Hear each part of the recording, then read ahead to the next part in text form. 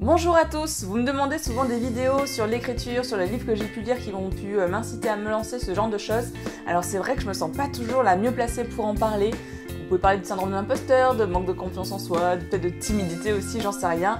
Mais je vais essayer de combattre ce sentiment et de vous faire cette vidéo qu'on m'a tant demandé. Je vais commencer par vous parler de livres qui m'ont poussé, qui m'ont permis de franchir le premier pas et qui m'ont permis d'écrire mes premiers romans et mes nouvelles. Je crois que j'en parle suffisamment assez, mais le gros truc qui a facilité mon passage à l'acte en termes d'écriture, bien évidemment, il s'agit du NaNoWriMo. Ce mois qui est consacré entièrement à l'écriture, vu que le but c'est d'écrire 50 000 mots, soit un premier jet, en tout cas ça a été mon cas. Alors je sais, j'en parle souvent, j'espère que je ne vous saoule pas, mais pour moi ça a été un véritable déclic. Alors à l'époque où j'avais fait mon premier NaNoWriMo, c'était pas forcément une période très simple de ma vie, et le fait de me lancer de ce défi et de le réussir, eh bien, ça m'a vraiment soulagée. Je me suis prouvé à moi-même que j'en étais capable, que c'était possible et que je pouvais du coup continuer peut-être. Alors par contre, attention, petite note, si vous aussi vous passez une période pas forcément simple, ce n'est pas forcément la bonne idée de se lancer ce genre de défi. Un NaNoWriMo, ça demande quand même beaucoup de temps, beaucoup d'énergie. Et je m'en rends compte après coup que si je n'avais pas réussi, je pense que ça aurait été plus compliqué de remonter la pente derrière. Donc prenez d'abord soin de vous et lancez-vous ce genre de défi peut-être un peu plus tard. En parlant de NaNoWriMo, j'avais aussi lu à l'époque le livre de son fondateur qui explique un peu pourquoi il a fondé le mouvement. Qui explique aussi avec beaucoup de témoignages toutes les phases que l'on va traverser semaine après semaine et comment en fait mettre en place des stratégies pour les contrer ou pour profiter de l'élan créatif qui nous envahit, qui nous permet de créer comme ça. Ça a été une très bonne lecture, c'est quelqu'un qui arrive à désacraliser l'acte d'écriture et qui vous montre que oui en fait c'est possible, coucher des mots sur le papier, tout le monde en est capable, tout le monde a des histoires à raconter, donc n'attendons plus et lançons-nous. Le livre est fait en deux parties. La première moitié qui explique vraiment toutes les pérégrinations qu'il a pu suivre avant de fonder NaNoWriMo, comment ça s'est passé les premières fois aussi quand il était juste avec sa petite bande de potes. La deuxième partie, elle est à lire pendant le mois de novembre, donc pendant que vous êtes en train de le faire. Et semaine après semaine, vous allez avoir droit à des témoignages, à des conseils, à des trucs astuces, à des avertissements aussi sur des potentielles baisses de morale, mais que c'est normal, voilà, ça fait des vagues, c'est comme ça. Et c'est plutôt cool, ça permet d'avoir un petit accompagnement, c'est assez sympa, donc je vous le recommande. Après cela, je me suis plus concentrée sur des livres d'auteurs qui racontent leur rapport à l'écriture, notamment le très célèbre, mais ce n'est pas pour rien, Stephen King, qui a écrit Écriture, mémoire d'un métier. Je vous le recommande à 100 à 1000%, ce livre, il est absolument génial. Déjà parce que c'est un grand auteur, c'est un best-seller, voilà, c'est un auteur qui vend très facilement ses livres, qui nous l'écrit et qui nous montre aussi comment il a commencé. Et non, il n'a pas réussi à placer directement tous ses romans, toutes ses nouvelles, il a un peu galéré. D'ailleurs, dans les petits boulots qu'il faisait et qui lui ont permis de survivre, il y en a un qui m'a pu me donner des cauchemars. Je vous laisse lire l'anecdote par rapport à la laverie, à des draps d'hôpitaux, etc. Bon, bref, c'était un peu dégueulasse. Mais le fait que ce grand auteur nous montre que lui aussi a galéré, mais qu'il a persévéré, c'est comme ça qu'il a réussi aussi à percer, mais c'est très encourageant pour nous, jeunes écrivains, ou moins jeunes écrivains d'ailleurs, qui se prend aussi des refus de se dire, en fait c'est normal, voilà, c'est une activité de toute façon au long cours, hein. Faut pas penser que dès le départ, premier livre, bim, ça va être le best-seller, on va gagner plein d'argent, déjà gagner de l'argent ça va être compliqué avec des livres, mais bon, voilà, ça nous permet de persévérer. Et dans la deuxième partie, on a plus droit à des conseils. Alors, les conseils, si vous avez déjà lu beaucoup de livres sur l'écriture, ça va être des choses que vous connaissez déjà, comme le show don't tell, le fait d'enlever beaucoup d'adverbes, de simplifier votre écriture, voilà, ce genre de conseils qui sont assez génériques, mais une piqûre de rappel ne fait jamais de mal, n'est-ce pas? Et puis si vous n'avez jamais lu de livre sur l'écriture, c'est le moment de vous lancer et d'avoir droit aussi à quelques conseils. Le deuxième, il s'agit de celui qui a été écrit par Murakami.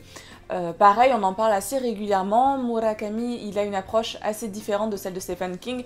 Il va parler de l'écriture comme d'une routine, comme d'une activité régulière qu'il faut avoir, et il compare ça en fait à la pratique du marathon. Donc il court des marathons régulièrement, le monsieur. Le fait de se mettre en selle tous les matins, de se dire ok, j'ai cet objectif à atteindre, demain ça sera la même chose, et à la fin de la semaine, à la fin du mois, on voit qu'en fait les petits paragraphes commencent à donner des chapitres, et oui, donc des petits bouts d'histoire. Voilà, donc ça c'est sa vision à lui. Alors je vous avoue que moi j'ai un peu moins accroché à ce livre par rapport à celui de Stephen King. Je pense que c'est juste une histoire de perception et d'accroche parce qu'en soi le livre est très bien. Mais ce que j'ai beaucoup apprécié, c'est qu'en fait, il reprend un peu ce que moi j'apprécie dans NaNoWriMo, le fait de dire qu'en écrivant un peu chaque jour, à la fin du mois, on a quand même un résultat, on a quand même quelque chose de quantifiable, on a un début d'histoire ou une histoire complète. Donc voilà, ce sont les petits ruisseaux qui font les grandes rivières, et c'est un peu la philosophie que je trouve intéressante dans ce livre. Si vous aussi vous cherchez des livres qui vous incitent à passer à l'écriture, je vous recommande aussi de lire des biographies d'auteurs. Alors moi j'ai lu pour l'instant celle de Daphné du Maurier écrite par Tatiana de Rosnay qui s'appelle Manderley Forever, que j'ai vraiment aimé. Alors je ne connaissais pas du tout Daphné du Maurier, je la connaissais en fait de nom avec Les Oiseaux de Hitchcock, vu que le film a été inspiré d'une de ses nouvelles, ou un de ses romans, non nouvelle je crois.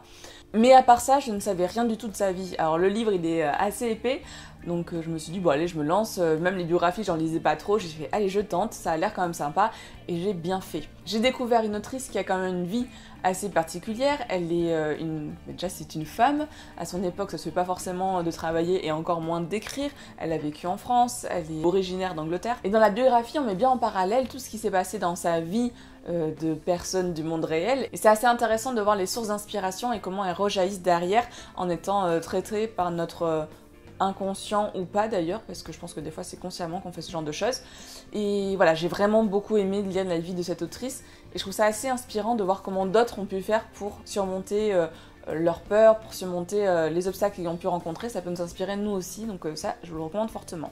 Et je vais terminer avec 2 livres que je n'ai pas lus. Oui, oui, oui, elle ose parler de livres qu'elle n'a pas lus. Où va le monde? Et je commence avec Écrire de Marguerite Duras. Alors vous devez la connaître au moins de nom, c'est quand même une grande femme, une grande personnalité dans le monde de l'écriture en France.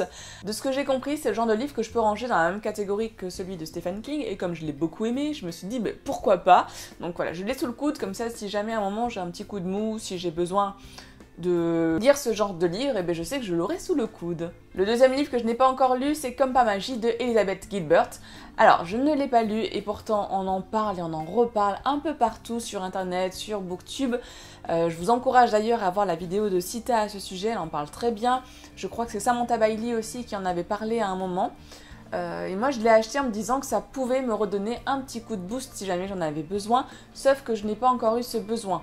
J'ai quand même commencé à lire les premières pages, et il y a un petit aspect, vous savez, très américain sur le « vas-y, tu peux le faire, n'hésite pas, allez, go !» qui m'a un peu rebutée. Mais je pense que c'est parce que je n'étais pas dans le bon état d'esprit, donc c'est pour ça que je le garde celui-là aussi sous le coude, comme ça quand j'aurai un petit coup de mou, et j'essaierai de lire, on verra bien ce que ça donne. Et c'est donc la fin de cette vidéo qui parle de livres sur l'écriture, et non pas de ma propre écriture, j'ai un peu détourné le problème. J'espère que ça vous aura plu, je pense en refaire des vidéos de ce type-là, que ce soit sur des livres qui aident, peut-être aussi sur des techniques d'écriture, parce que mine de rien, le mois de novembre approche, et si vous voulez vous aussi tenter le NaNoWriMo, ça pourrait être une bonne idée. Si c'est le cas, dites-le moi en commentaire, j'essaierai de vous parler de la méthode que moi j'ai utilisée pour mon premier nano, que j'ai réussi d'ailleurs, et je pense que la méthode y est pour beaucoup. Donc voilà, si ça vous intéresse, vous nous dites en commentaire comme d'habitude. Moi je vous fais de gros bisous, et on se revoit très vite. Salut!